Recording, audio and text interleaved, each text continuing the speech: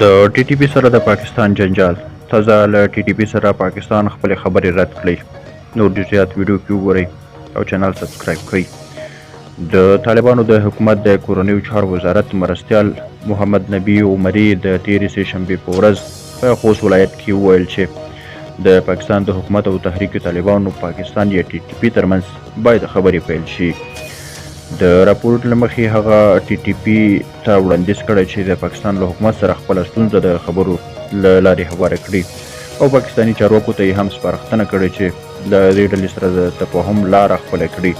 خو د پاکستاني رسنیو د راپورونو له مخې د پاکستان د بهرنیو چارو وزارت ویان ممتاز زهرا بلوچ نن پنجشنبې په یو خبري غونډه کې د ټي ټي پی سره د خبرو احتمال رد کړی دی.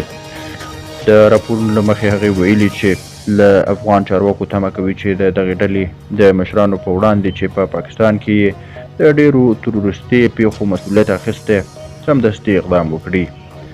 د طالبانو چارواکو له دې مخکې په افغانستان کې د ټي ټي پی د ډلې د حضور په اړه د اسلام آباد ادعاوې رد کړي. ویلي دي چې د پاکستاني حکومت هم په هېواد کې د ناامنیو ملامتي پر نور نه اچوي. درنو لیدونکو له ملتیا مو مننه، ښه وخت ښه شوی.